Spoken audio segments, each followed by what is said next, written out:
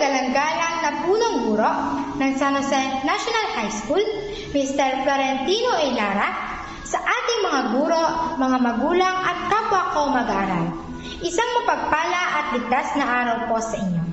Isang magandang pagpupugay sa atin sapagkat tayo ay magtatapos na sa ikawalong baitang at tutungo na sa panibagong yugto ng ating pagsubok bilang estudyante. Bago po ang lahat, nais kong ipahayag ang aking maikling karanasan bilang kabataan sa panahon ng pandemya.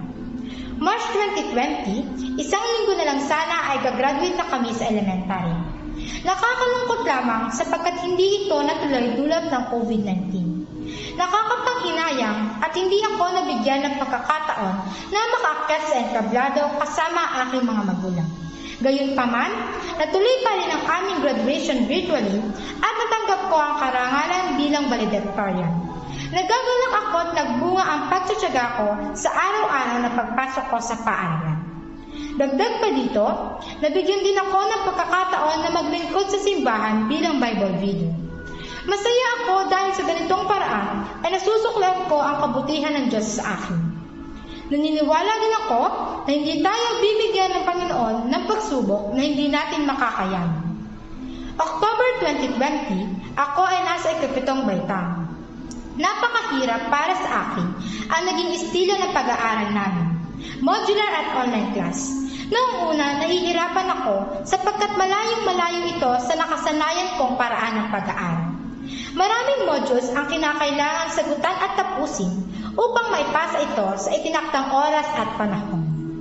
Kasabay din ito, isa ako sa pinalad na napabilang sa mga natanggap bilang scholar ng SCG Foundation. Bagamat alam kong hindi lahat ay nabibigyan ng ganitong pagkakataon, ako ay lubos na nagpapasalamat. Ngayong taon, nasa ikawalong baitang na kami at unti-unti nang nagbabalik sa kaayusan ng sitwasyon. Limited face-to-face ang aming pag-aaral at maraming health protocols ang kinakailangang sundin. Gayunpaman, natutuwa pa rin ako sapagkat marami akong nakilala at naging bagong kaibigan. Sa kasalukuyan, ay dadako na kami sa panibagong yugto ng aming pag-aaral bilang junior high school. Dahil dito, nais ko pong mag-abot ng taus-pusong pasasalamat sa aming mga guro sa paggabay, pag-unawa, pagtuturo sa amin kahit mahirap ang sitwasyon. Lalo tigit sa pagtitiwala ninyo sa aking kakayahan, kaya ako nakatanggap ng karangalan.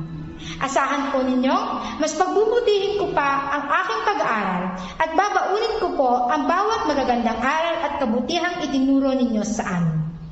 Gayon din sa aking ama na isang OFW, nais ko rin pong magpasalamat sa iyo sapagkat kahit malayo ka ay hindi ka nagkulang sa paggabay at pagsuporta sa amin. Gayon din sa aking ina na walang sawang umaalalay, gumagabay at nag-aaskasa sa aming magkapatid. Maraming salamat po. Kayo ang inspirasyon ko kung bakit mas lalo akong nagtsatsaga at nagsisipag sa aking pag-aaral. Ang bawat karangalang natanggap ko mula noon hanggang ngayon ay alay ko po sa inyo. Muli, sa lahat ng kapwa ko mag-aaral na magsisipagtapos, ako ay buong pusong bumabati ng congratulations at maligayang pagtatapos. Mabuhay tayong lahat. Magandang araw at maraming salamat po.